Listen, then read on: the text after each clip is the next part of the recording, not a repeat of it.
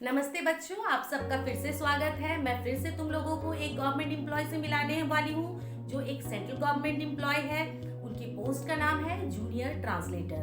तो अब हम उनसे जानेंगे किस प्रकार से इस जॉब को पाया जा सकता है। 10th से लेकर इस जॉब को पाने तक उन्होंने क्या क्या किया, किस प्रकार से तैयारियां की है, एलिजिबिलिटी क्राइटेरिया क्या क्या है, एज लिमिटेशन क्या है, क्या परसेंटेज चाहिए और वगैरह वगैरह। तो लास्ट तक बने रहिएगा, चैनल को सब्सक्राइब कीजिएगा, पसंद आए तो शेयर करना, लाइक करना और कुछ क्वेश्चंस हो तो कमेंट भी जरूर करोगे। वेलकम किशन, आपका स्वागत है बहुत बहुत। हमारे बच्चों के लिए समय निकालने के लिए मैं आपका आभार व्यक्त करती हूँ। तो आप हमारे बच्चों को सबसे पहले बताइए कि आप कहाँ काम करते हैं, कहाँ पोस्टेड है आप? जी नमस्कार आप सभी को। मैं किशन राम, कनिष्ठ अनुवादक, जैसा कि दीदी ने बताया, जूनियर ट्रांसलेटर हूँ मैं कोलकाता में कार्यालय प्रधान महालेखाकार लेखा परीक्षा 1 के कार्यालय में कार्यरत हूँ। अच्छा और किशन, यहाँ पर मैं आपसे जानना चाहूंगी, मिनिमम से मिनिमम मार्क्स पाया है वो भी जूनियर ट्रांसलेटर को एज अ करियर सोच सकते हैं। और जिन्होंने अच्छा नंबर पाया उनकी तो कोई प्रॉब्लम ही नहीं है। उसके बाद 10th देने के बाद वो किस स्ट्रीम में जाए? वो निश्चित तौर पर ऐसे स्ट्रीम को ले जिसमें हिंदी और अंग्रेजी कॉमन रूप से रहे।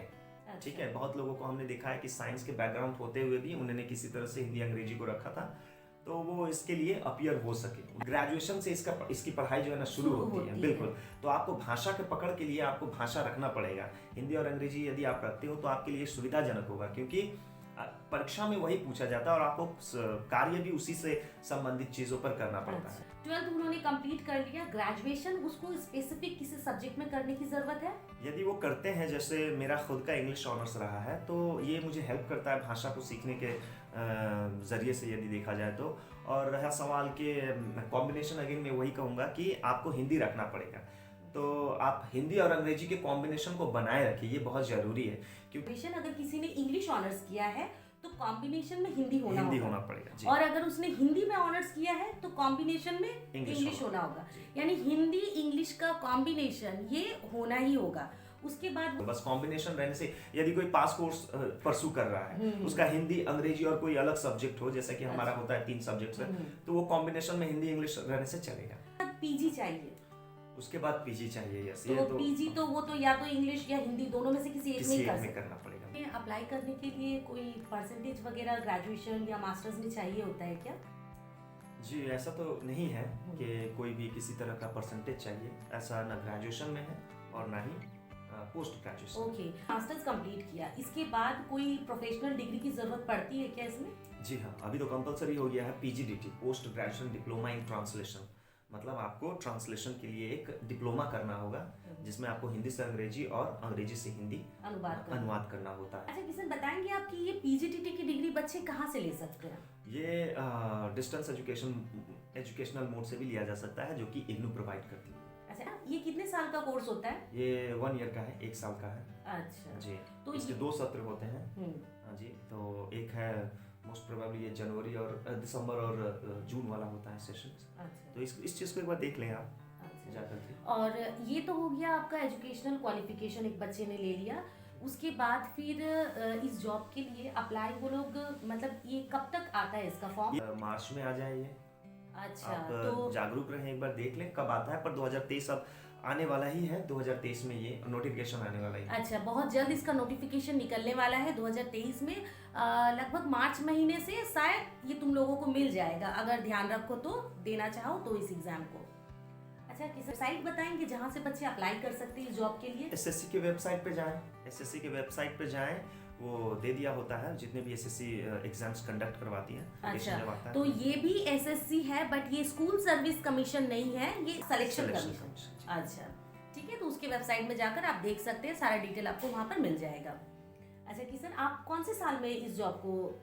जी मैंने तो ये दिया था 2017 के बाद का बैच है मेरा। 2017 का बैच है और ज्वाइनिंग होते होते 2019 आ गया, तो 18 जनवरी 2019 का ज्वाइनिंग है मेरा। अच्छा, इसको करने के लिए कोई एज लिमिटेशन है क्या? जी एज तो 18 साल से 30 साल के जो भी कैंडिडेट्स हैं वो दे सकते हैं, और रिजर्व कैटेगरीज के अनुसार वो बाकी छूट मिलती है। और थोड़ा ट्रांसफरेबल भी है ना? जी, ये ट्रांसफरेबल जॉब है ये। ऑल इंडिया ट्रांसफ़र आपका हो सकता है। अच्छा, इसमें इस जॉब में प्रेशर बहुत है क्या? बिल्कुल नहीं है, अच्छा जॉब है, अच्छा काम है, पर हमारे ऊपर जिम्मेदारी है कि हम हिंदी के कामकाज को आगे बढ़ाएं। मूल रूप से हमारा कार्य यही है, काम ही यही है कि सेंट्रल गवर्नमेंट ऑफिसेस में जितने एम्प्लॉयज़ हैं उनको प्रेरणा, प्रोत्साहन, प्रेम के साथ हिंदी में ज़्यादा से ज़्यादा वो काम करें, इसके लिए उनको प्रोत्साहित करना हमारा काम है कि हिंदी में काम हो सके। ठीक है, तो मैं तुमको एक बार शॉर्ट में बता देती हूँ सब कुछ। 10th 12th ग्रेजुएशन ऑनर्स या इंग्लिश ऑनर्स हो तो चलेगा, लेकिन उसके साथ कॉम्बिनेशन होना होगा।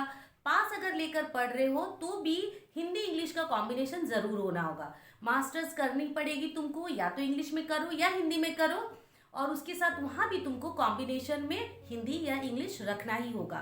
उसके बाद पीजीडीटी की डिग्री लेनी है। इसके बाद तुम पूरे तरीके से एलिजिबल हो इस एग्ज़ाम को अपेयर करने के लिए। कहाँ से है जी, हम तो मेरे जो दादाजी हैं वो बिहार से संबंध रखते हैं। वो अच्छा किशन, आपकी जो प्राथमिक शिक्षा है वो कहाँ से हुई? वो यहीं से हुआ है, हमारा जो वेस्ट बंगाल बर्दवान से हुआ है। सरकारी स्कूल से हिंदी माध्यम से मैंने प्राइमरी, अपर प्राइमरी, जितना भी मेरा एजुकेशन है वो सारा सरकारी स्कूल, सरकारी कॉलेजेस से ही हुआ है। अच्छा किशन, आपको पता था क्या कि आपको मतलब इसी क्षेत्र में जाना है? या आपके पेरेंट्स ने आपको गाइड किया कि आप इधर जाओ, ये जॉब करो, या फिर ये पूरी तरीके से आपका खुद का निर्णय था?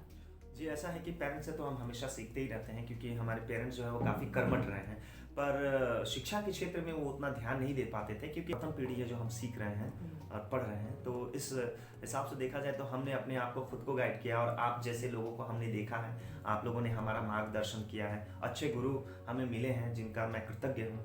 तो इस तरह से हमने अपनी पढ़ाई शुरू की और अपने आप को खुद ही बैक किया और अपना निर्णय हमने बनाया कि हमें इस क्षेत्र में जाना है। अच्छा, करे कि ये भी फर्स्ट जनरेशन लर्नर है, तो फिर से बोलूँगी, ये बोलना बिल्कुल नहीं चलेगा कि मैं फर्स्ट जनरेशन लर्नर हूँ, घर में गाइडेंस की कमी है। अगर गाइडेंस की कमी भी है, तुम्हारे अंदर अगर इच्छा है और अगर हमारे वीडियोस को देख रहे हो, तो तुम भी वो पा सकते हो जो इन्होंने अचीव किया है अपने लाइफ में।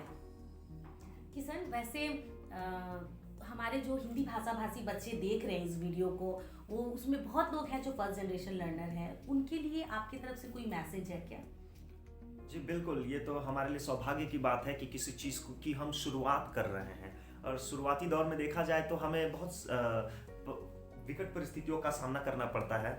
तो क्या फ़र्क पड़ता है, हम तो हैं ही वैसे, और कि खुद अपने आप को स्टैंड करना और आगे की जनरेशन के लिए एक फाउंडेशन तैयार करना तो आप कर सकते हैं, और आपसे लोग इंस्पायर्ड होंगे। इंग्लिश ऑनर्स कर रहा था, इन्होंने बहुत ज़्यादा हेल्प किया। इनफैक्ट एक समय ऐसा आया था कि मैं एग्ज़ाम नहीं दे रहा था, वो फर्स्ट ईयर की ही बात है, मैं सोच रहा था 1 साल ड्रॉप करूं और मैं अगले साल अपीयर करूंगा अच्छी तरह से तैयारी करके। इन्होंने मुझे घर बुलाया, किशन तू घर आ। अगले दिन मैंने रिक्वेस्ट पर उस एग्ज़ाम को दिया। ये जी बहुत बड़ी बात है कि आपने उस तरह से मुझे बैक किया, तो बहुत बहुत धन्यवाद दी। तो आप जिससे मिले हैं, इनसे बात किए हैं, ये खुद भी बहुत ही मेहनती छात्र थे, हमने इनको देखा है मेहनत करते हुए। आप भी मेहनत करोगे तो इस बात से कोई फ़र्क नहीं पड़ता कि आप सरकारी स्कूल में पढ़ते हो, आप हिंदी मीडियम में पढ़ते हो, आप फर्स्ट जनरेशन लर्नर हो, आपके माता पिता उतने पढ़े लिखे नहीं है, इन सब बातों से कोई फ़र्क नहीं पड़ता है। बस आपको पता होना चाहिए कि आपको क्या करना है। थैंक यू वीडियो देखने के लिए, थैंक यू किशन आने के लिए।